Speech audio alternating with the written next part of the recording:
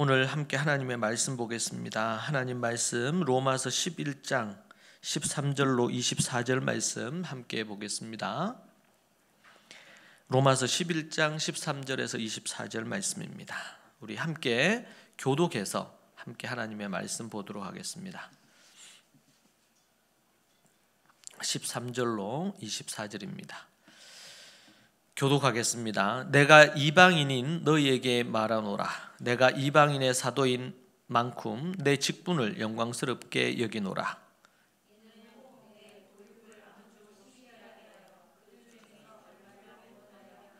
그들을 버리는 것이 세상의 화목이 되거든 그 받아들이는 것이 죽은 자 가운데서 살아나는 것이 아니면 무엇이리요?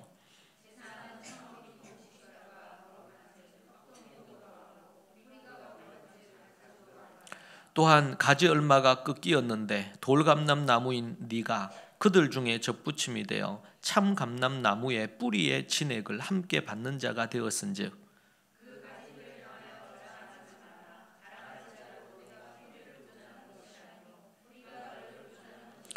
그러면 내 말이 가지들이 꺾인 것은 나로 접붙임을 받게 하려 함이라 하리니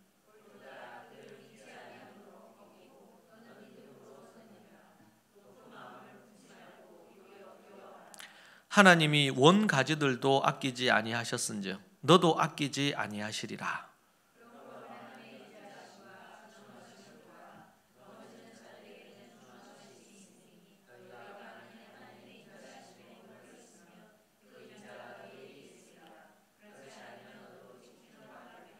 그들도 믿지 아니하는데 머무르지 아니하면 접붙임을 받으리니 이는 그들을 접붙이실 능력이 하나님께 있음이라.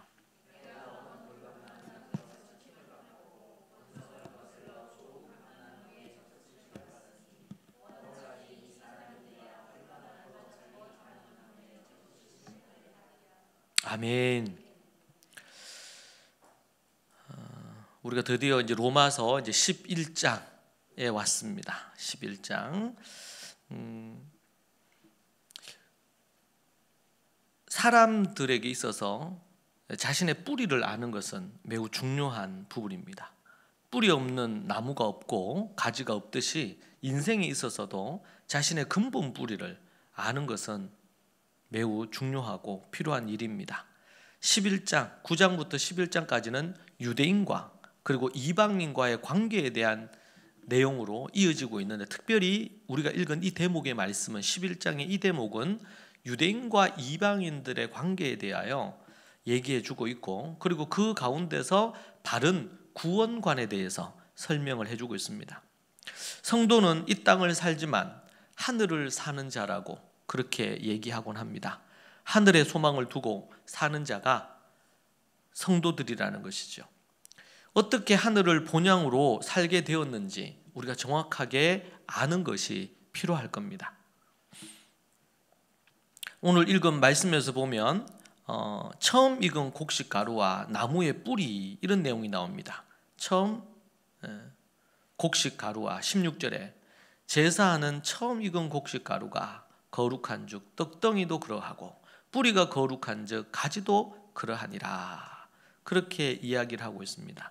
여기에 나오는 처음 익은 곡식, 나무, 가루 그리고 나무 뿌리는 애초에 이제 거룩하게 구별된 유대인들의 어떤 조상들을 가리키는 것입니다. 그리고 떡덩이 부분과 나무 가지는 그들의 이제 후손과 현재의 이스라엘을 표현할 때 그렇게 표현을 하고 있는 거죠. 즉 이스라엘은 하나님의 택한 거룩한 백성이라는 것을 말해주고 있고 이들 중 남은 자들 이제 꺾인 가지는 일부 꺾인 가지가 꺾였다 이렇게 나오죠. 그러면 남은 자들이 있겠죠. 남은 자들 이 남은 자들은 회개하고 부활의 은혜를 경험하면서 믿음을 가진 자들이라고 볼 수 있습니다. 참 감람나무 그리고 돌 감람나무 이게 감람나무는 올리브 나무를 얘기를 칭하는 것인데요. 참 감람나무의 가지를 일부 잘라내고 거기에 야생 돌 감람나무 올리브 나무의 가지를 접붙였다. 그래서 야생 이 올리브나무, 돌감람나무의 가지는 본래 참감람나무 뿌리에서 양분을 공급받게 되었다고 그렇게 이야기를 합니다. 바울은 이 접붙임 받은 가지가 곧 이방인 교회, 이방인들을 가리킨다고 이야기를 하고 있습니다. 그러니 이 접붙임 받은 이방인 교회가, 이방인 성도들이 우쭐대거나 이 유대인들을 얕잡아 보거나 그렇게 하지 말라, 교만하지 말라는 부분으로 이야기를 합니다. 그 이유가 뭐냐? 가지가 뿌리를 지탱하는 것이 아니고 뿌리가 가지를 지탱하기 때문이라고 그렇게 말해주고 있습니다. 유대인들의 어떤 진액을 받은 이방인들과 이방인 교회는 명심하고 또 명심해야 될 대목입니다. 유대인 일부 가지가 꺾였다고 뿌리가 달라지는 것이 아니라는 것이죠. 바울은 하나님의 구원에 관한 유대인과 이방인의 관계를 잘 설명해 주고 있습니다. 그리고 우리가 잘 아는 말씀이기도 하죠. 참감람나무가 있어요. 이건 유대인들을 얘기합니다. 그런데 유대인들 중에서 믿음이 없고 하나님을 떠나고 타락한 이들이 있어요. 이것은 아브라함 이후로 계속 있었어요. 그런데 예수님 때에도 있었죠. 그런 부분들이 있습니다. 불신앙의 유대인들, 이들이 꺾인 가지예요. 꺾인 가지. 자, 그런데 돌감람나무, 참감람나무가 아니고 돌감람나무가 있는데 여기에 믿음이 있는 사람들은 접붙임을 받아서 이 참감람나무로 접붙여진 자들이라는 거죠. 자, 우리가 이런 비유의 말씀을, 우리가 예수님도 비유를 많이 드셨고 바울도 지금 비유를 들어서 설명을 하는 거예요. 그러나 이 비유는 비유일 뿐이다. 비유 자체가 완벽하지 않아요. 천국은 마치 이렇게 하면서 비유가 나오잖아요. 천국 비유가. 그러나 그 천국에 대한 비유일 뿐이지, 그래서 그 비유를 통해서 본질적인 핵심되는 어떤 메시지를 주려고 하는 거지 비유 자체에 큰 의미가 있는 것은 아닙니다. 자, 여기서 언약 백성 밖에 있었던 이방인들이 이제 예수 그리스도를 믿고 하나님을 믿는 믿음 안으로 들어옴으로 언약의 백성 안으로 들어왔다는 것을 지금 참감람나무, 돌감람나무로 지금 설명을 해서 유대인과 이방인들의 관계를 얘기하는 겁니다. 그래서 서신서를 보면 복음이 전해지는데 복음을 누가 전했어요? 1차적으로 복음을 전한 사람들이 누구예요? 대부분 다 유대인이에요? 이방인이에요? 유대인들이죠. 거의 99.9%가 유대인들이었어요. 사도들도 유대인들이었고 다 유대인들이었어요.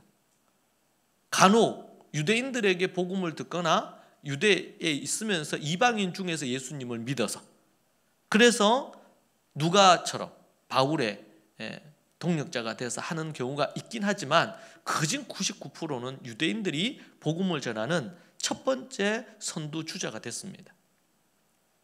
유대인들이. 자, 그런데 전 세계에 있는 유대인들 외의 모든 이들은 이방인이죠. 우리도 이방인이죠. 자, 그런데 그들에게 복음이 전해졌고 전해진 그 복음이 또 전해지고 또 전해지고 이렇게 해서 전 세계에 예수 그리스도를 믿는, 그리고 신앙을 갖게 된 이들이 많이 생긴 것입니다.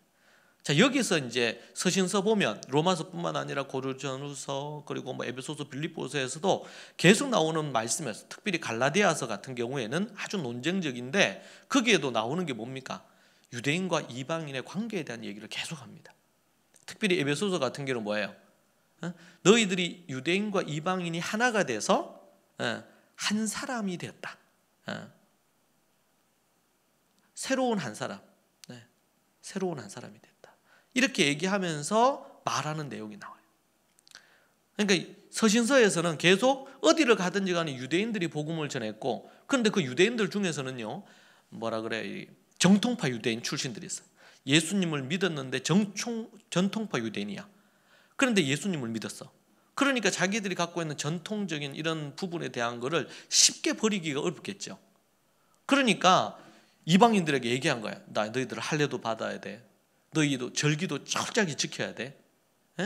너희들 돼지고기 이런 거 먹으면 안 돼. 이러면서 이 규례와 율법을 요구를 한 거예요. 거기에 대해서 아주 강경하게 책망을 하는 내용이 갈라디아서 내용이에요. 갈라디아서. 거기에서는 아주 사도 바울의 엄청난 이런 책망과 의로운 분노가 드러나는 책이죠. 거기는 처음에 인사도 별로 잘 안 해. 편지인데 바로 그냥 그 문제를 다룹니다. 그럴 만큼 아주 거칠게 그 문제를 다뤄. 왜냐하면 바울이 그러면서 뭐라 그래요? 너희들이 은혜로 시작했다가 율법으로 마치겠느냐? 하나님의 은혜로 구원을 얻은 너희들이 율법을 지키, 거기에는 뭐야? 유대인들, 정통파 유대인들 중에 믿는 자들이 그걸 강조하는 거야, 율법을. 그래서 여러분들 사도행전에 보면 예루살렘 교회가 이제 첫 번째 이방인 교회가 세워졌어요. 그 어디예요? 첫 번째 이방인 교회가 선 곳 안디옥입니다. 안디옥 교회. 거기가 이방인 첫 번째 교회였어요. 그때에 이제 이방인들 중에 예수 믿는 자들이 생겼고 이제는 교회로 모임이 그들 안에 형성이 되었다라는 것을 이제 알게 됐어요. 그때는 대부분 가정교회죠. 가정에서 모였죠. 그 얘기를 듣고 예루살렘 교회가 이제 파송을 합니다. 그죠? 그때 이제 바울하고 바나바를 보내고 뭐 그렇게 할 때 지침을 그때 지침을 정한 게 뭡니까? 그들에게 뭘 안 하겠다. 절기라든지 날이라든지 음식 규례라든지 이런 것을 요구하지 않겠다. 유대적인 이런 규례를 요구하지 않겠다. 다만 고아와 과부를 돌아보고 그리고 짐승의 피를 먹지 말며 뭐 이런 몇 가지 한 두세 가지만 그들에게 요구하겠다. 그러니까 사도 바울이 이미 이방인 성도들도 그러한 것들은 지키고 있다고.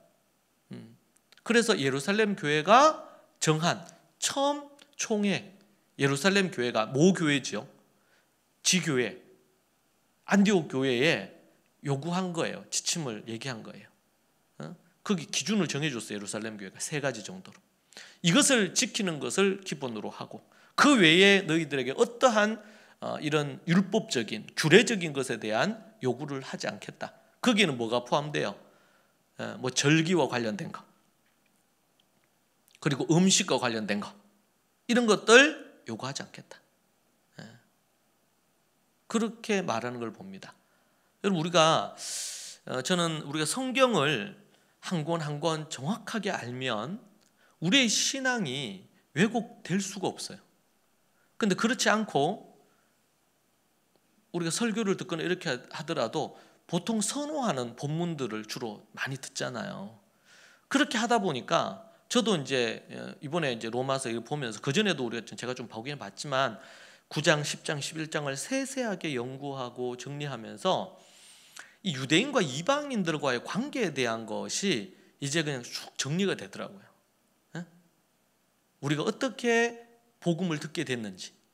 그냥 단지 우리나라에 미국이나 유럽에서 영국에서 선교사를 보내줘서 우리가 예수 그리스도를 복음을 듣고 믿게 되었구나. 아니면 중국으로 가서 거기서 먼저 믿은 사람들이 와서 믿게 되었구나.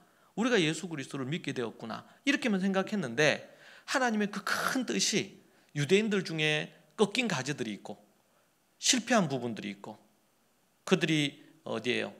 가나안 땅 앞에서 12명 정탐꾼 갔다가 2명만 믿음으로 고백하고 10명이 한 것 때문에 모두 다 믿음에 실패를 했죠. 그래서 결국에는 하나님께서 광야 40년 동안 20세 이상의 장년들은 싹 다 죽이시잖아요. 그게 징벌이었어요. 징벌. 믿음으로 약속의 땅을 들어가지 않은 것에 대한 징벌을 했단 말이에요. 그런 것처럼 지금 예수 그리스도를 보냈는데 그 예수 그리스도를 믿지 아니하고 도리어 그 예수 그리스도를 죽이고 그리고 예수 그리스도를 믿는 부분이 아니라 랍비식 유대교, 예수님을 따라야 되는데 랍비식 유대교를 추종하면서 믿음을 저버린 거예요. 그래서 하나님께서 어떻게 하신 거예요? 원래 하나님 계획은 가나안 땅 들어갈 때 가나안 땅 약속의 땅 주시고 거기는 40일이면 가는 거리란 말이죠. 그렇게 해가지고 어떻게 해요? 그냥 들어가는 거예요. 그냥 가나안 땅에 들어가면 돼요. 믿음으로 들어가서. 그래서 가나안 전투할 때 보면 어떤 전투합니까?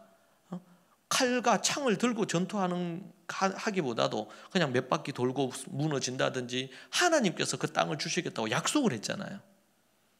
그런데 그들이 정탐꾼 보내서 우리가 정말 이 싸움을 이길 수 있나 뭐 이러면서 한단 말이죠. 그리고 결국에는 저들이 그냥 들어가면 되는 그 땅을 돌고 돌아가지고 그 세대가 다 죽을 때까지 하나님이 기다려요. 그게 40년이에요. 40일을 하루를 1년으로 쳐서 40년 동안 너희들이. 이게 하나님의 징계고, 원래 하나님의 계획은 그냥 거기 들어가면 돼 그들에게. 근데 그들이 그것을 버렸죠. 그렇게 하니까 하나님의 계획이 어떻게 돼요? 늦어지는 거예요. 그리고는 다시 여호수아를 통해서 다음 세대가 다시 40년이 지났으니까 10대였던 친구들이 40년이 50대가 됐잖아요. 그들이 중심이 돼가지고 다시 이제 그 땅으로 들어갑니다. 그래서 그들에게 들어갈 때 지침으로 주신 것이 신명기죠. 신명기. 그 전에 너희들 부모 세대가 이렇게 실패했는데 너희들은 이렇게 하라. 이러면서 이걸 줘요. 그리고 그것을 누가 진두지휘하냐면 여호수아가 진두지휘하죠. 그리고 갈렙 진두지휘에서 들어갑니다. 하나님께서 유대인들을 통해 가지고 열방 선교, 열방이 다 죽게 돌아오는 아브라함에게 약속하신 그 약속을 이제는 예수님이 오심으로 이제 출발해야 되는데 가장 큰 걸림돌이 누구냐면 유대인들이 가장 큰 걸림돌이 된 거예요. 그들이 나아가야 될 사람들이었는데 전 세계로 걸림돌이 되는 거예요. 그리고 예수 믿는 자들 유대인들이 예수님 믿는 유대인들을 핍박하죠. 이런 일이 생긴 거예요. 자, 여기서 우리 한 가지 정리할 것은 유대인들 있었죠. 예수님 당시에 유대인들이 있었습니다. 그때 하나님이 예수님이 양과 염소가 있다 그랬어요. 그죠? 알곡과 쭉정이가 있다 그랬어요. 그렇게 얘기할 때 예수님이 얘기하신 그 알곡은 누구를 얘기합니까? 예수님을 믿는 유대인들이에요. 그럼 쭉정이는 대제사장, 서기관, 율법학자들, 바리새인들, 이들이 쭉정인 거예요. 누가 양이에요? 예수님을 믿는 이들. 근데 그들은 좁은 문으로 들어가는 소수였어요. 소수. 자, 그래서 아브라함으로부터 쭉 내려오자. 더 올라가면 노아가 있고요. 이렇게 있죠. 근데 쭉 내려오면 아브라함 이후 아브라함, 이삭, 야곱, 그리고 유다와 요셉 그 형제들, 그 자손들에서 쭉 내려오죠. 그리고 다윗도 나오고, 그리고 또 선지자들 이사야서, 예레미야, 다니엘 선지자들 나오고, 그리고 나서 이제 구약과 신약 사이에 공백기, 중간기라 그러죠. 그 기간이 있고, 그리고 나서는 예수님이 이 땅에 오심으로 신약이 시작된단 말이에요. 자, 예수님이 오심으로 말미암아 이제 그 전까지는 하나였어요. 하나, 유대인들에게 있어서는. 근데 예수님이 오심으로 예수님을 믿는 자들과 그렇지 않는 자들로 딱 나누어져요. 그 전까지는 뿌리가 같죠. 아브라함으로부터 해서 쭉. 근데 여기서 나뉘어지는 거예요. 한쪽은 뭐예요?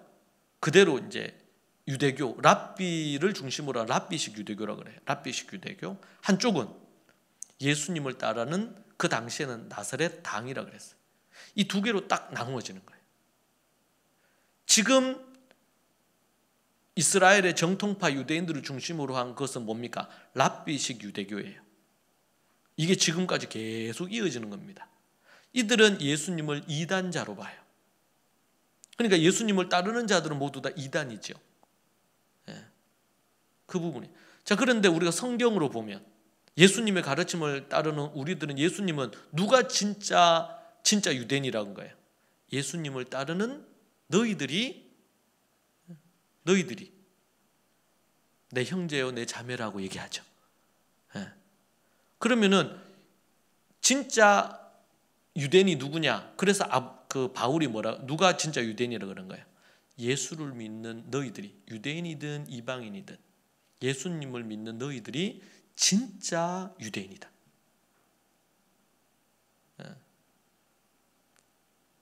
하나님이 기뻐하는 진짜 유대인이 누구냐? 진정으로 하나님의 언약을 이어갈 자들, 구원받을 자들 누구냐? 바로 예수 그리스도를 믿는 자들.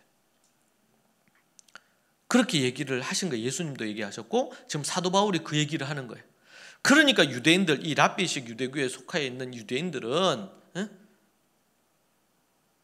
이걸 듣고 있을 수가 없죠. 그래서 바울을 죽이려고 했잖아요. 그래서 누구야? 스데반도 그래서 죽인 거예요. 그러니까 이들을 참 우리가 안타깝게 생각해야 돼요. 이 유대인들이 회개하고 돌이킬 수 있도록. 자, 이들은 어떻게 됐어요? 잘려진 가지들이에요. 자, 그런데 이 잘려진 가지들도 나중에 다시 붙을 수 있을까요? 그 누구의 능력으로만 가능해요? 하나님이. 자, 우리는 돌감람 나무였는데 이 아브라함, 이삭, 야곱으로 해서 이 뿌리로 해서 쭉 올라오면서 예수 그리스도를 믿는 나사렛 땅 이렇게 해가지고 쭉 했잖아요.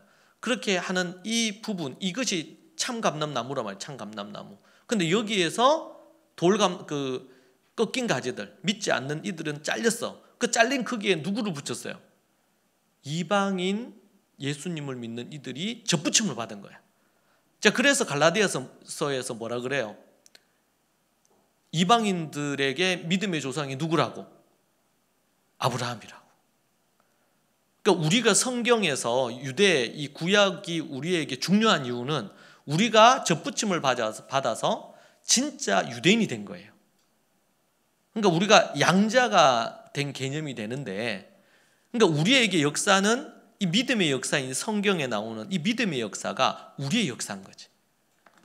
그래서 아브라함과 다윗의 자손 예수 그리스도의 세계라 그럴 때 아브라함도 그리고 다윗도 우리 믿음의 선조예요. 우리는 양자가 된 거야. 우리가 접붙임을 받은 거예요. 이거를 이 혈통적으로 얘기하면 양자가 된 거고 그렇게 된 거죠. 자, 그래서 이제는 뭐예요? 예수님을 통해 가지고 유대인이든 원래 할례를 받은 유대인이든 이방인이든 간에 예수 그리스도를 진정으로 믿는 자들에게는 이제는 진짜 유대인이 되고, 그렇지 않는 자들은 꺾인 가지가 되는 거예요.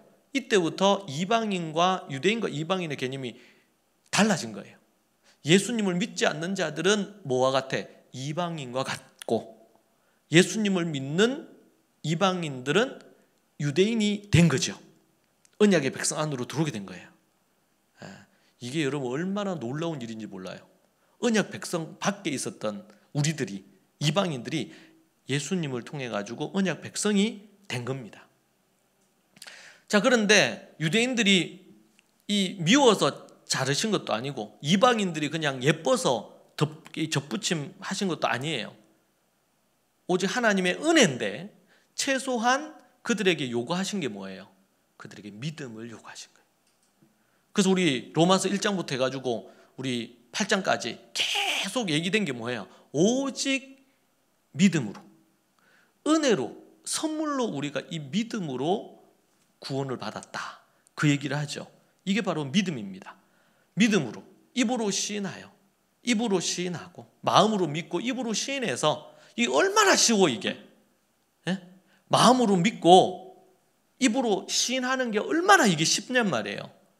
어떤 율법을 지켜야 된다, 율법을 완벽하게 지켜야 된다, 율법에 하나라도 어기면은 너는 잘라버릴 거야, 이런 게 아니고 마음으로 믿고 입으로 시인하는 거. 너무 쉬운 거거든요 이거. 이걸 믿음이라 그런단 말이에요. 이 믿음을 가지고 나오는, 그러니까 이 믿음을 가지려면 결국에는 자기를 부인해야 되죠. 내 힘으로 내 능력으로 살려고 하는 걸 내려놓고 믿음으로 딱 서는 것이 이게 쉬운 일이 아니긴 해요. 그러나 율법을 지키고 완벽하게 지키고 이렇게 하는 거에 비하면 너무 쉬운 방법이에요. 하나님이 선물로 주신 정말 거저 얻을 수 있는 거예요. 그래서 이제 구약에 예수님이 구약을 예를 들죠. 광야에서 저들이 범죄해가지고 하나님이 불뱀이 나왔어요. 불뱀이 왜 불뱀이요? 물리면 어떻게 되는 거예요? 여러분, 사람이 불에 뭐가 이렇게 종이가 있는데 종이에 불 붙여서 불이 붙어가지고 이게 딱 타버리면 어떻게 돼요? 그냥 그대로 그냥 탄채로 해가지고 가루가 돼버리잖아요. 그런 것처럼 그 뱀에게 물리면 그렇게 사람이 변한다고 해서 불뱀이에요. 불에 타버리는 것처럼. 그런데 그렇게 물려가지고 삽시간에 사람이 죽을 부분인데 막대기에다가 거기에다가 그 뱀을, 롯뱀을 달아서 그걸 보기만 하면 어떻게 된다 그랬어요? 나음을 입게 된다 그랬잖아요. 이게 십자가의 얘기거든요. 그 십자가를 바라보고 내가 죄인임을 고백하고 회개하고 예수님을 믿기만 하면 그걸 다른 말로 뭐라고 표현해? 마음으로 믿어 그리고 입으로 신해서 구원에 이른다는 거예요. 할렐루야. 이보다 더 쉬운 게 어디 있어? 그러니까 너무 쉬우니까 사람들이 안 믿어. 어디 가도요. 너무 싸면은 안 믿는 자. 정말 좋은 건데 싸게 주는데도 안 믿어 사람들이. 너무 싸다고. 그래서 가치 없게 여기기도 해요 사람들이. 자, 그렇게 해서 이 유대인과 이방인의 관계가 이렇게 이제 되어진 것입니다. 자, 그런데 오늘 본문에서 강조하는 게 뭡니까? 그렇게 된 부분들에 대해서 어떻게 해야 돼요? 이방인 성도들과 이방인 교회들이 겸손해야죠. 겸손해야 된단 말이에요. 그런데 겸손하지 아니하고 교만해졌어. 교만해졌어. 그 대표적인 것이 이 로마로 기독교가 이제 중심축이 옮겨지면서 로마의 기독교가 꽃이 폈어요. 그러면서 뭐였어요? 유대인 교회를 무시하고 유대적인 배경에서 교회가 가져야 될 것들을 다 빼버리고 거기에다 뭐를 넣었어요? 로마식 어떤 모습으로 바꾼 거예요, 교회를. 이게 참 안타까운 일이에요. 그게 4세기, 5세기, 6세기 이루어졌어요. 그러면서 나중에 16세기가 돼서 기독교가 중세 기독교가 타락했죠. 중세 기독교가. 그런 일까지 벌어지게 된 거야. 상황 자체가 우리가 뿌리의 그 부분으로 쭉 생각해 보면. 그러면서 사도 바울이 뭐라 그래요? 그 부분에 대해서 얘기를 하고 있습니다. 19절. 그러면 내 말이 가지들이 꺾인 것은 나로 접붙임을 받게 하려 함이라 하리니 옳도다. 그들은 믿지 아니함으로 꺾이고 너는 믿음으로 섰느니라. 높은 마음을 품지 말고 도리어 두려워하라. 높은 마음, 교만한 마음 갖지 말라는 거예요. 지금 이방인들에게. 하나님이 원 가지도 아끼지 아니하셨는데 너도 아끼지 아니하시리라. 그러므로 하나님의 인자하심과 준엄하심을 보라. 넘어지는 자들에게는 준엄하심이 있으니 너희가 만일 하나님의 인자하심에 머물러 있으면 그 인자가 너희에게 있으리라. 그러나 그 인자하심에 머물러 있지 않으면 너도 어떻게 된다고? 지키리라. 그러니까 우리의 마음에 예수 그리스도를 통해서 우리는 구원받았고 무슨 일이 있어도 우리는 하나님 우리를 안 버리신다라는 마음 하나가 있어야 되고 또 하나는 뭐예요? 참감람나무에 있던 유대인들도 하나님 앞에 믿음으로 겸손히 서지 않음으로 하나님이 찍어버리셨는데 접붙인 가지는 더욱더 찍어버리실 수도 있다. 오늘 말씀이 그렇게 얘기하잖아요. 그러니까 이쪽만 강조하면 안 돼. 이쪽만. 우리가 한번 하나님의 구원받았으니까 뭐 무슨 일이 있어도 하나님이 우리를 버리시지 않고 우리를 인도하신다. 견인이 있잖아요. 견인이. 우리를 하나님이 끌어주신다. 그 믿음을 가져야 돼요.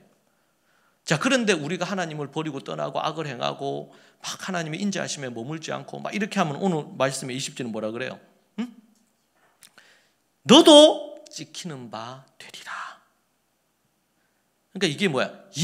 이미 우리가 구원 얻었지만 아직 이 구원이 완성되지는 않았어요. 그 사이에 있어. 그래서 뭐야? 긴장감이 필요한 거예요. 긴장감이. 여러분, 우리가 부부가 결혼을 했어. 결혼했는데 뭐 이제 결혼했으니까 끝났다. 뭐 결혼했는데 뭐 뒤로 미루겠나? 물리겠나? 이러면서 막 한단 말이에요. 그럴 때 이것도 똑같이 여기 적용할 수 있어요. 서로 사랑해서 믿음으로 이렇게 했지만 또 그리스도인들이 믿음으로 가정을 이루었지만 그러나 어떻게 해야 돼요? 이 사랑의 관계를 유지하기 위해서 뭐가 필요해요?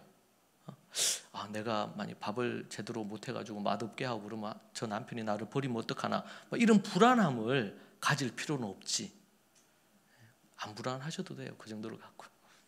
그런데 아이고 뭘 하거나 뭐 주는 대로 잘 먹어야지 뭐 이러면서 막 그렇게 하면서 남편을 업신여기거나 무시하거나 이렇게 하면 또 안 되겠죠. 우리 사랑하는 관계에서 우리 결혼했는데 그렇게 하면 안 돼. 계속 어떤 게 필요해요? 건강한 긴장감이 필요해요. 부부 사이에도. 그죠? 부모 자녀 사이에도 똑같아요. 부모 자녀 사이에도 건강한 긴장감이 필요해요. 뭐 어머니가 나를 사랑하는 건 내가 아는데 내가 어머니한테 뭐 함부로 뭐 한다고 해서 뭐 어머니가 나를 뭐 어떻게 뭐 나를 뭐 호적에서 파시겠어? 그러면서 어머니한테 막 함부로 하고 그렇게 하면 안 되겠죠. 건강한 부모와 자식 사이에 예가 있어야 되는 예. 그게 필요해요. 모든 부분이 다 그래요. 그래서 사도 바울이 에베소서에 뭐라 그랬어요? 주인이 있고 종이 있어. 그 당시에는 이런 주종관계가 있었으니까. 지금도 있는 나라들 있죠. 아직도 주종관계가 있었어요. 그러니까 주종관계가 있으니까 어떻게 해요? 근데 이 주종관계에 있는 주인하고 종이, 노예가 함께 예수님을 믿었어요. 참 이게 난감하죠. 같이 믿었어요. 그럼 어떻게 대해야 돼? 주종 사이에. 예? 종들은 이 주인을 대할 때에 예수님처럼 대하고, 이제 예수님 믿고 우리 믿음 안에서 한 형제 아니냔 말이죠. 김형제, 뭐 이형제, 뭐 이제 뭐 주인이고 종이고 이렇게 어디 있어? 주님, 예수님 안에서 다 형제지. 이러면서 만약에 예를 들면 그 집에 가서 집에서 종으로서 뭐 해야 되는데, 주인이 뭐 시키고 이렇게 하는데 뭐 우리 형제인데 같이 하면 되지 뭐 이러면서 막 이러면 된다 안 된다? 그렇게 하지 말라고 분명히 돼 있죠. 또 주인은 어떻게 해야 돼요? 그러면 막 종을 함부로 막 대. 갚지 말고 함부로 하면 된다 안 된다? 형제처럼 대하라. 종은 예수님을 믿는 주인을 주님처럼 대하고 상전으로 여기고 극진히 대하고, 주인은 어떻게 대하고? 종으로 여기지 않고 형제처럼 대하고. 이게 기가 막힌 거예요. 그렇게 해서 서로 어떻게 하라고? 존중하고, 주종 관계에 관련된 부분으로는 그대로 유지하되 서로 주님 안에서 주인된 것은 주인된 것으로 여기고, 또 뭐예요? 주인은 종을 대할 때 그냥 종으로 대하지 말고 형제처럼 여겨줘라. 자, 그러면은 주종 관계에 이 계급 사회가 있지만 만약에 그렇게 한다면 그것이 문제가 되거나 아니면 그것이 어떤 사회적인 문제처럼 문제로 자리를 하는 게 아니고, 주종 관계는 있지만 형제처럼 지낼 수가 있는 거죠. 이것이 복음이 준 능력이에요. 그래서 우리나라에 처음 복음이 들어왔을 때, 그 집에 있는, 거기 대감이 있고 근데 종이 있는데, 이 종이 예수님을 믿어서 우리나라 최초로 목사가 됐잖아요. 목사가 됐는데 그 집의 상전이었던 양반이 장로라. 그러니까 교회에서는 목사님이고 장로 관계가 된 거예요. 원래는 종이고 상전이었는데, 그러니까 이제 예수님을 믿음으로 말미암아 이 신분 계급 자체에, 계급 사회에 변화가 생긴 거예요. 놀라운 일이죠. 그러니까 이제 목사님이 됐어. 이 종이었던. 그러니까 이 상전이었던 분이 그 종이었던 그분이 이제 목사님이 되셨으니까 목사님으로 존중하고, 그리고 이 목사님은 어떻게 해요? 또 주인이었잖아요, 자기에게. 그런 부분에 있어서 또 존중하고, 이렇게 하면서 서로 믿음 안에서 한 형제로 하나님의 교회와 그리고 하나님의 나라를 섬기는 일을 했단 말이에요. 우리는 자칫 잘못하면은 예수님을 믿었기 때문에 이도저도 이렇게 되는, 그게 아니고 오늘 여기 나오는 말씀처럼 뭐야? 이미 우리가 구원을 얻었지만 그러나 아직까지 완성된 건 아니야. 계속, 그래서 건강한 긴장감이 너무 중요해요. 너무 중요해요. 목사와 성도들 관계에도 그래. 그죠? 목사와 성도들 관계. 목사가 섬기고 애쓰고 이렇게 하는 거에 대해서 교회가 감사하고 그 부분에 대해서 존중하고 존경하고 따르고, 또 목사는 어떻게 해요? 성도들을 믿음의 양으로 여기고 위에서 기도하고 사랑하고 존중하고, 이렇게 하는 관계에 대한 것들이 서신서마다 계속 나오잖아요. 그럴 때 자기 주장만 하게 되면 어떻게 돼요? 관계가 깨어지고 문제가 자꾸 생기는 거예요. 모든 관계에 다 우리가 생각할 수 있어요.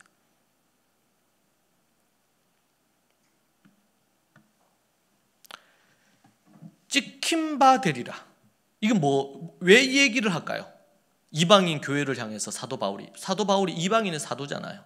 이방인 교회를 향해서 너희들이 하나님의 그 인자하심에 너희들이 머물지 않으면 꺾인 가지처럼 너희들도 잘릴 거다. 너희들도 찍힐 거다.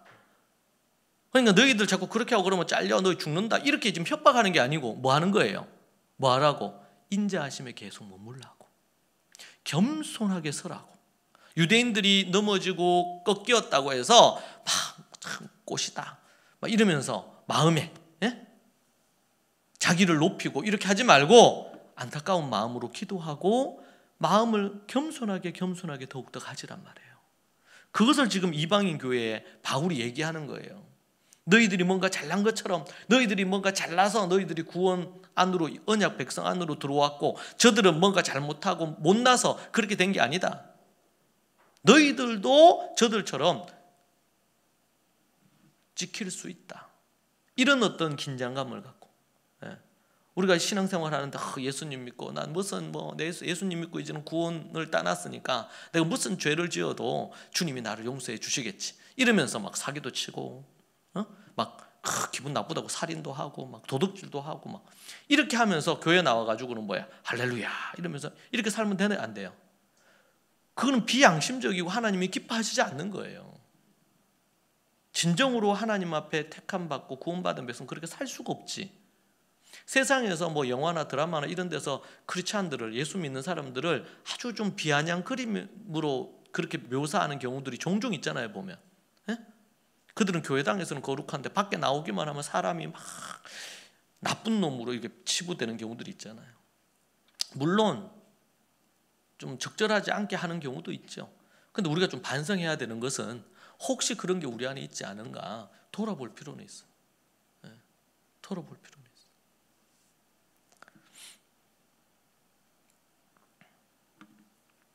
지키는 바 되리라. 바울이 이렇게 얘기한 이유가 뭡니까?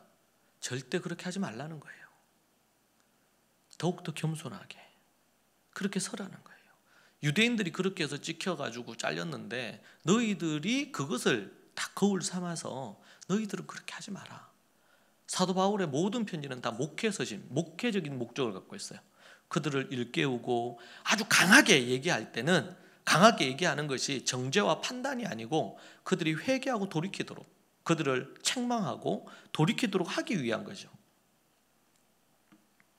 23절에 그들도 믿지 아니하는데 머무르지 아니하면 접붙임을 받으리니, 그러니까 잘린 그들도, 유대인들도 믿지 아니하는 자리에 머무르지 않으면, 이 말은 뭡니까? 믿는 자리로 돌아오면 하나님이 접붙이실 수 있다는 거예요.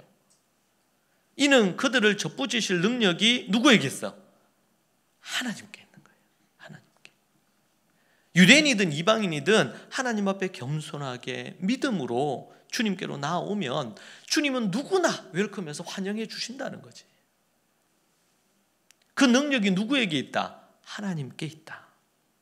네가 원 돌 감람나무에서 찍힘을 받고 본성을 거스러 좋은 감람나무에 접붙임을 받았으니 원 가진 이 사람들이야 얼마나 더 자기 감람나무에 접붙이심을 받으랴. 너희들이 돌 감나무에 있다가 이 참 감람나무에 접붙임을 받았는데 원래 참 감람나무에 있던 이들이 접붙이기가 더 쉽지 않겠냔 말이에요. 원래 거니까, 원래 거. 그래서 이 감람나무로 비유로 설명을 하는 겁니다. 우리가 여기서 크게 두 가지를 생각할 수 있어요. 하나는 하나님은 유대인들의 실수, 실패도 사용하셔요. 저들을 시기나게 함으로. 여러분, 그것 때문에, 유대인들의 그 실패 때문에 우리가 참감람나무의 뿌리의 진액을 받을 수 있게 됐죠. 우리가 아브라함의 자녀가 되고, 그리고 아브라함으로부터 어디에까지요? 아브라함, 이삭, 야곱, 그리고 다윗, 그리고 믿음의 선지자들, 그렇게 해서 내려오는 믿음의 전통들, 예수님 당시에 믿음의 전통들, 그 모든 것들을 어떻게 해요? 지금도 예수님을 믿는 유대인들이 이스라엘이나 미국에 많거든요. 그들이 하나님의 말씀 맡은 자로서 이 진액을 가지고 있어. 이 진액을. 자, 그런데 이 진액은요, 정치, 경제, 사회, 문화 모든 영역에, 하나님의 나라의 모든 영역의 원리들이에요. 그 원리들이 풍성하고 우리의 삶을 부유하게 만들어요. 그러한 것들이 있는데 그것을 우리의 것으로 할 수 있어요. 그게 참 감람나무의 뿌리의 진액이다. 그렇게 표현하고 있어요. 그래서 우리가 뭐 예를 들면 자녀를 어떻게 교육해야 될지, 믿음으로 어떻게 교육해야 될지, 아이들의 고집을 어떻게 꺾어야 될지, 칭찬을 어떻게 해야 될지, 하나님 앞에서 하나님의 말씀을 어떻게 가정예배를 통해서 가르쳐야 될지, 이런 것들이 진액이 어디에 있냐면 이 유대인, 예수님을 믿는 유대인들 안에, 이들 안에, 구약의 성도들의 믿음 안에 이게 다 녹아져 있는 거예요. 또 문화에 대한 거, 성경적인 문화를 어떻게 만들어 갈 거냐, 이런 것도 그 안에 다 녹아져 있어요. 그러면 그 진액을 우리가 알기 위해서 공부해야 돼요. 성경을 공부해야 되고, 그리고 또 관련된 책들을 읽으면서 공부를 해야 돼. 그래야지 알아야지 우리가 가정에도 적용하고, 교회에도 적용하고, 학교에도 적용하고, 우리의 삶에도 적용하고, 직장인들은 직장에도 적용하고, 사업체에도 적용하고. 그 진액을 갖고 사니까 예수님을 믿든 믿지 않든 유대인들이 전 세계에 있으면서도 어떻게 해요? 저들이 지금 우리나라보다 더 작잖아요. 강원도보다 작으니까. 얼마나 작어. 전 세계에서 우리나라보다 작으면 정말 작은 거 아닙니까? 그런데도 미국을 움직이고, 전 세계를 움직이고, 뭐 노벨상은 뭐 전 세계에서 가장 많이, 우리나라보다 더 작고, 인구도 1,500, 1,700만 밖에 안 돼요. 외국에 있는 디아스포라가 다 합쳐도 본토에는 한 700만 정도밖에 안 되거든. 그런데도 불구하고 세상에 미치는 영향력은 대단해요. 이게 다 어디에서 나온 거예요? 원래 참 감람나무의 진액에서 나온 거예요. 아브라함과 이삭과 야곱과 다윗과 그 후손들을 믿음의 부분으로. 근데 이거 원래 유대인들 거지만 진짜 유대인이 우리 거죠. 우리 거. 이 진액이. 그 이 진액을 우리가 잘 성경 말씀을 연구해서 우리 걸로 만들어야 돼요. 제가 지난 10여 년 넘는 동안 이 진액을 끌어내서 이것을 어떻게 하면 우리가 우리 개인과 가정과 교회에 적용할 수 있을지, 학교에 적용할 수 있을지 부단히 연구하고 적용하고, 또 피드백해서 또 연구하고 적용하고, 이런 작업을 해왔거든요. 하나님은 사람의 실수, 실패도 다 합력해서 선을 이루시는 분이에요. 때로 여러분, 우리가 누가 실패하고 뭔가 이렇게 낙심하지 마세요. 하나님이 다 선으로 바꾸실 줄을 믿으시기 바랍니다. 우리의 눈으로 볼 때 너무 낙심돼요. 실패한 것 같아. 안 되는 것 같아. 근데 우리가 믿음을 저버리지 않고 끝까지 믿음 안에서 나아가면 하나님의 때에 하나님께서 그 일들을 이루어내실 줄로 믿습니다. 또 하나는 자랑하지 말아야 됩니다. 오늘 말씀해 보니까 교만하지 마라 그랬죠? 자랑하지 말아야 돼요. 여러분, 진액이 어디에서 나온 거예요? 뿌리에서 나온 거예요. 가지에서 나온 게 아니고 뿌리에서 나왔어요. 그러면 뿌리가 어디예요? 유대인들 조상들이에요. 아브라함, 이삭, 야곱으로부터 이 하나님께서 주셔가지고 아브라함, 야곱, 그리고 또 모세, 그리고 다윗, 그리고 선지자들, 다니엘, 선지자들, 이렇게 해가지고 예수 그리스도께로 왔잖아요. 그러니까 예수님 믿은 우리들이 복을 누리거나 뭔가 이렇게 잘 될 때에 이걸 자랑하면 안 돼. 자랑하려면 어떤 걸 자랑해야 돼요? 뿌리에 해당되는, 뿌리로부터 우리가 이걸 받아서 우리가 이걸 할 수 있게 됐어요. 이렇게 자랑해야 돼요. 제가 칭찬 강의하잖아요. 칭찬과 관련해서 강의할 때 칭찬을 어떻게 해야 되는지, 그리고 칭찬 받으면 어떻게 반응해야 되는지, 이런 걸 제가 가르치잖아요. 그때 어떻게 반응해요? 어떤 애가 누군가 칭찬, 네가 이런 걸 참, 인사도 참 잘하는구나, 이렇게 하면 어떻게 반응해야 돼? 저희 어머니 아버지께서 이런 인사하는 법을 가르쳐 주셨어요. 영광을 누구에게 돌려야 돼? 누구에게? 부모님에게. 우리 선생님이 이런 부분 이렇게 하라고 말씀해 주셔서 제가 이걸 할 수 있게 됐어요. 어떻게 네가 이렇게 말씀을 잘 연구하고 이렇게 해서 하게 됐느냐? 하나님께서 이렇게 하셔서 우리 선생님 통해, 목사님 통해서 알게 해주셨어요.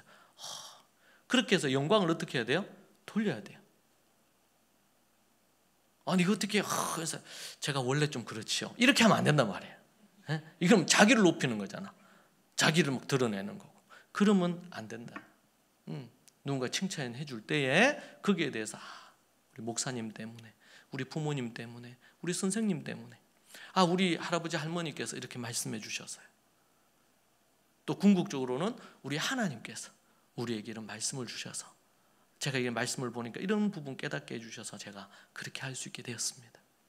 하나님께 영광을 돌리는 부분, 자랑을, 영광을 자기가 가로채면 안 된단 말이에요. 가로채면 안 돼요. 찾아 들어가면 뿌리에 다 그게 있지 않아요? 그런 뿌리가 없었으면 우리가 어떻게 그걸 알아요? 자랑하지 말아야 될 이유 중에 하나가요, 자랑하게 될 때 어떤 문제가 생기냐면 적이 만들어지기 시작합니다. 자랑하면 적이 만들어져요. 여러분, 사람의 마음에는요, 시기, 질투 이런 게 마음에서 죄인이라 보니까, 그래서 시기, 질투는 상대를 공격하려는 악한 죄성이 있어요, 그 안에. 그래서 유대인들은 되도록 드러내지 않고 자랑하지 않으려 합니다. 그래서 그들의 속담이 이런 게 있어요. 유대인들이 참 뛰어나다고 막 축켜 세우는 그 사람이 뒤통수를 친다, 이런 격언이 있어요. 그들의 역사를 쭉 살펴볼 때에 정말 유대인들이 뛰어나고 놀라운 걸 할 때 막 정말 너 없으면 안 된다, 너 최고다, 막 이렇게 했던 사람들이 나중에 유대인들을 죽였거든요. 그들의 재산을 빼앗았거든요. 그러면서 그들이 깨달은 거예요. 그래서 뭐 하지 마라? 자랑하지 마라. 자랑하지 마라. 왜요? 자랑하는 순간 적이 만들어지기 시작하는 거예요. 이게 어떻게 지혜에 속하겠죠. 여러분, 옳고 그름이 어떤 부분 중요하기보다 그러나 사람들을 이해해야 돼요. 사람들을 이해해야 돼요. 안 그러면요, 우리가 좌절해요. 내가 저 사람 그럴 줄 알았는데. 그래서 예수님도 얘기하죠. 예수님도 제자들도 그렇고 아무도 안 믿으셨어요. 왜요?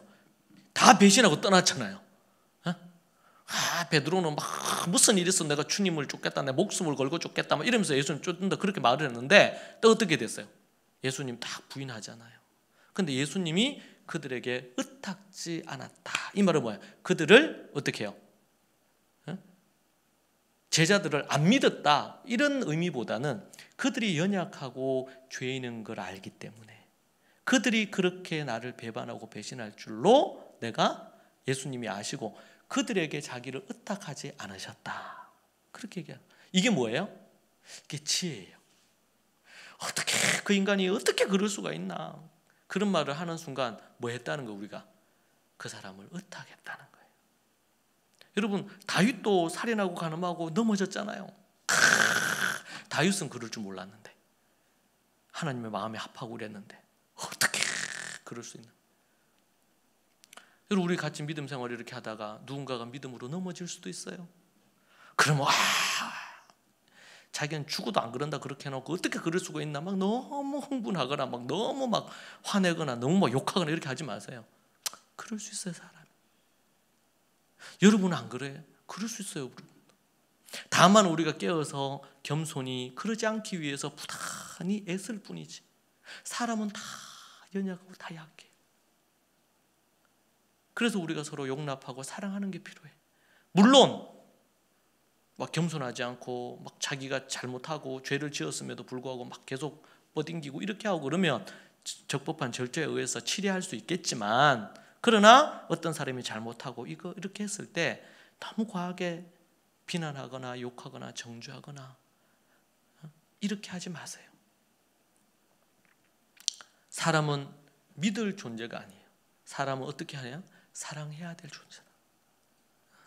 너무 지나치게 믿고 뭔가 바라고 이렇게 하다 보면 마음에 실망이 커요.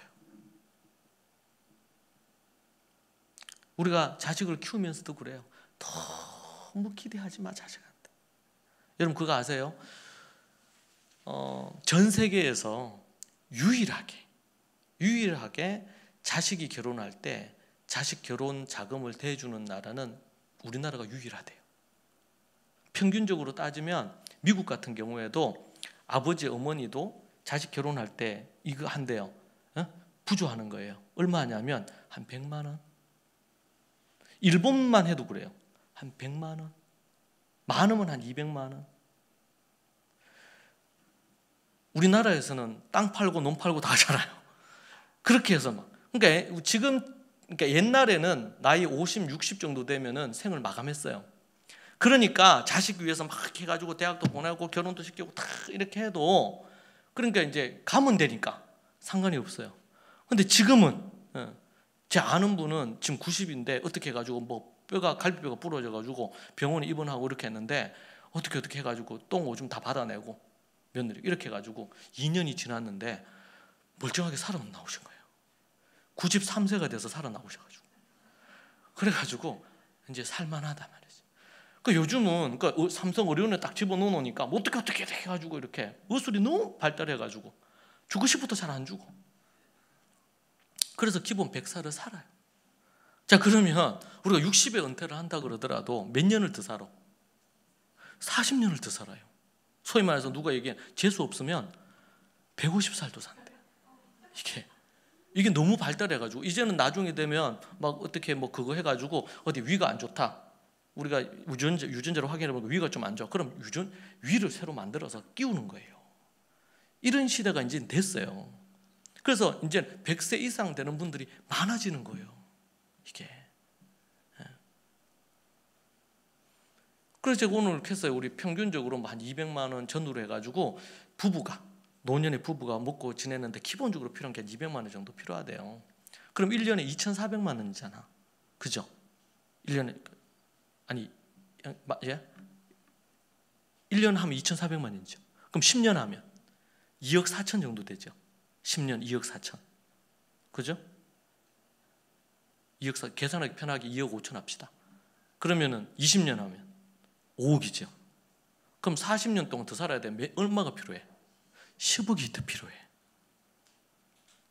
10억이. 미국도 그렇고 미국도 그렇고 유럽 제가 아는 분이 유럽에 독일에 있잖아요. 독일 되면 그러니까 초등학교 3학년이 되면 걔 성적을 따라 가지고 얘가 소위 말해서 인문계열로 해서 대학을 갈 건지 아니면 기술을 배울 건지 이게 딱 나뉘어져요. 독일만 해도. 그렇죠? 전 세계에서 우리나라가 대학에 가는 70%가 넘으니까 우리나라 7, 80% 되거든. 그러니까 이제 독일이 이런 데는 엔지니어나 이런 거 하더라도 이런 사람들이 훨씬 더 월급을 잘 받아요. 많이 받아요. 그리고 별로 차이가 없어. 대학을 나오거나 대학원 나오거나 이렇게 하더라도. 그런 어떤 문화가 형성돼 있죠. 예, 그런 부분들이. 그래서 기본적으로 어떻게 해요? 한 10억 정도는 필요해요. 그게 좀 더 여유롭게 지내려면 뭐 15억, 20억도 필요할 수 있겠지. 그래서 지금 우리나라가 전 세계에서 가장 노령 인구가 많아요. 48%. 갈수록 더 많아질 거예요. 초고령 사회로 이미 우리는 진입했어요.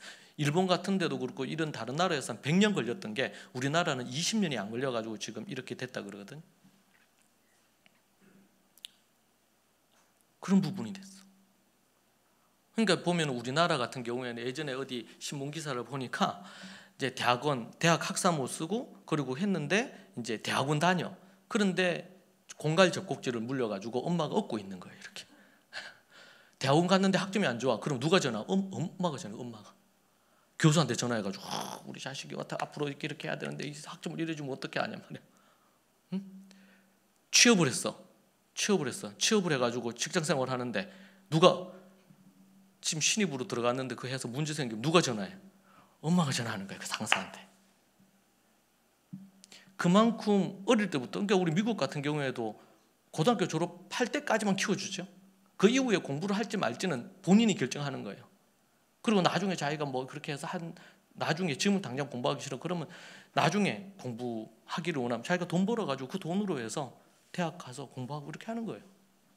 근데 우리나라는 그렇게 절대적으로 뭐 어떻게 하든지 모든 걸 다 해가지고, 그러니까 뭐가 안 생기냐면 독립심이 안 생기고 스스로 책임의식이 없는 거예요.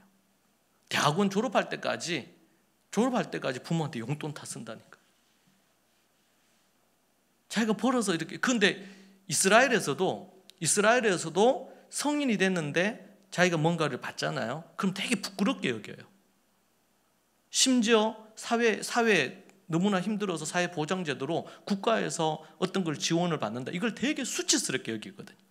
우리나라는 공적인 교환에서 뭐가 나온다 그러면 자기가 그거 해당 안 되는데도 막 이것저것 막 다 오만 수를 다 써가지고 그걸 얼마라도 받으려고. 동사무소에서 요즘 주민센터 가가지고 살이라도 뭐 하나를 더 받아. 공짜를 너무 좋아하는 거예요. 그러면 된다 안 된다? 성경적으로 그게 안 맞아요. 그러니까 여러분 앞으로 은퇴하고 나서 한 40년 또 그렇게 살려면 돈이 한 10억 정도는 필요해요. 그러니까 자식들한테 안 주셔도 돼. 아멘입니까? 그게 자식을 성공시키는 비결이에요. 저도 그게 쉽지 않아. 어떻게든 자식 보면 이래 그거 하고 싶잖아. 그런데 그게 자식을 무능력하게 만드는 거예요. 여기에 대해서는 왜 갑자기 이 얘기가 나왔지? 이건 나중에 한번 제가 요것만 해서 한번 나중에 다룰게요. 여러분, 우리가 사람을 잘 이해해야 된다. 연약한 존재예요. 죄인이에요. 예수님을 믿고 우리가 믿음 안에 있지만 성령 충만함을 계속 받지 않으면 언제라도 우리가 넘어질 수 있어요. 그럴 수 있단 말이에요. 그렇기 때문에 우리가 뭔가 옳고 그름으로만 사람을 판단하면 안 돼. 그거는 자기에게 그렇게 좀 이렇게 하시고 다른 사람을 대할 때는 그렇게 할 필요. 그래서 자랑하면 안 된다. 자랑하면은요. 자랑하면은. 그래서 어떤 분은요 SNS 안 한대. 어떤 아줌마가 말해 자기 남편이 뭐 사줬다 이렇게 사진 찍어 올리는 거야. 그러면 그거 보고 있으면 열불 난대. 내 자식은 뭐 어떻게 하는데 어느 자식은 뭐만 하면 뭐 상 받고 뭐 어쩌고 저쩌고 했대. 그러면 열받아서. 그래서 SNS 안 하시는 분도 꽤 있더라고. 그 보고 있으면 막 화병 생긴대. 그리고 괜히 그냥 남편한테 화내고 막 괜히 집에 들어온 자식한테 막 화내고 이렇게 하니까 아예 이제 SNS를 안 한대. 이런 경우도 있어요. 그래서 우리가 자랑하면 안 돼. 누가 그거 해줘야 되면 내가 어떤 부분 어떤 좋은 일이 있어 그러면은 다른 사람이 그 사람을 인정해 줘야 돼. 그렇게 가도록 해야 돼. 근데 억지로 다른 사람이 얘기해 주도록 막 유도하면 안 되지. 그 사람들이 그렇게 그건 괜찮아요. 근데 내 입으로 내가 뭔가를 자꾸 자랑하고 자기를 드러내게 되면 결국에는 어떻게 됩니까? 적을 자꾸 만들고 또 어떻게 해요? 사람들의 공격의 대상이 될 수도 있다. 주님 때문에 받는 공격이야 감사함으로 받으면 되는데 내가 자랑하거나 뭐 떠벌리거나 드러낸 것 때문에 그렇다 그러면 그것은 지혜롭지 못하고 어리석은 거겠죠. 겸손하게 자기를 낮춰야 됩니다. 한국이 지금 가장 소위 말해 주가가 제일 좋을 때예요. 이럴 때 겸손해야 돼. 겸손해야 돼. 요즘 전 세계가 우리 한국 K 무비부터 시작해서 K 컬처가 아주 그게 있잖아요. 이럴 때 겸손해야 돼요. 우리가 이렇게 된 데는 우리 자유를 그거 해주기 위해서 애쓴 6.25 때 참전했던 수많은 나라들의 수고와 애씀이 있었죠. 도움이 있었죠. 그것 없이 우리가 이 한강의 기적은 불가능합니다. 그리고 많은 우리 선진들이 목숨을 걸고 나라를 지키고 또 정말 새벽에 나가서 새벽 벌 보고 들어오면서 수고하고 애쓴 우리 선조들이 없었으면 이런 일이 불가능해요. 근데 여러분 이렇게 했는데 우리나라보다 훨씬 더 잘 살았던 나라가 필리핀 막 이런 나라들이거든요. 근데 우리가 지금 훨씬 더 잘 살죠. 세계 경제권이 7위권, 10위권 안에 있으니까.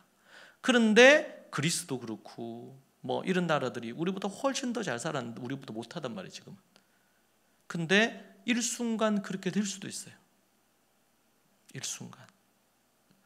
그게 겸손해야 돼. 감사해야 되고 겸손해야 됩니다. 겸손하지 않는 자는 하나님도 쓰시지도 않을 뿐만 아니고 하나님이 그런 사람을 싫어하시고 미워하셔요. 그러면 하나님이 싫어하고 미워하는 사람은 인생이 끝이에요. 이제는 더 이상 그들에게 희망이 없어요. 우리는 겸손히 자기를 낮추고 그렇게 나아갈 필요가 있습니다. 이스라엘이 실패했다고 우리가 너무 기뻐할 필요가 없어요. 우리가 너 넘어질까 늘 조심해야 돼요. 섰다 싶으면 넘어질까 조심하라고 성경은 우리에게 말해주고 있죠. 사랑하는 여러분, 하나님 앞에 우리가 정말 모든 실수나 실패에도 하나님께서 선하게 모든 역사를 이루어 가신다는 걸 믿고 담대히 나아가야 되고, 그리고 절대 자랑하지 말고 겸손히 서는 저와 여러분이 되기를 축복합니다. 기도하겠습니다. 하나님 아버지 감사합니다. 정말 우리가 무엇이고 한데 우리를 사랑하시고 천하보다 귀하게 여기시고 우리를 구원의 자리에 서게 하시는지 얼마나 감사한지 모릅니다. 하나님 앞에 날마다 겸손히 서는 자들이 되게 하여 주옵소서. 아버지 하나님 함께해 주셔서 때로 우리가 뭔가 실패하고 무너지고 앞이 보이지 않을 때에도 그때에도 하나님만 오직 믿고 믿음으로 한 걸음 한 걸음 걸어가므로 하나님께서 다 합력하여 선을 이루실 줄로 믿고 서게 하여 주옵소서. 우리 모든 믿음의 식구들이 하나님 앞에 온전히 주님이 기뻐하시는 인생이 되기를 소망합니다. 주님 도와주옵소서. 예수님 이름으로 기도합니다. 아멘. 이 시간 우리 함께 하나님 앞으로 같이 기도하십시다. 오늘 들은 말씀을 갖고 우리 삶에 적용할 부분들을 갖고 하나님 앞에 기도하시지요. 우리 주님 크게 3번 우리 주님 부르짖고 그 주님 앞에 여러분의 기도의 제목 가지고 기도도 하시고 오늘 들은 말씀을 갖고도 기도하시고 혹시 내가 교만한 마음 이런 마음 없었나 돌아보며 하나님 앞에 우리가 겸손히 나아가면 좋겠습니다. 함께 우리 같이 한번 주님 3번 부르짖고 기도하겠습니다. 기도하십시다. 주여 주여 주여. 하나님 아버지 주님 붙드시고 인도하여 주옵소서. 날마다 주님 주시는 은혜 안에 서기를 소망합니다. 아버지 하나님 주님 도와주시옵소서. 아버지 하나님 우리가 무엇이고 한데 우리를 사랑하시고 우리를 이끌어주시고 도와주시는 주님의 손길을 봅니다. 아버지 하나님 기도합니다. 아버지 하나님 주여 주님의 뜻 가운데 설 수 있도록 주님 도와주시고 인도하여 주시옵소서. 주여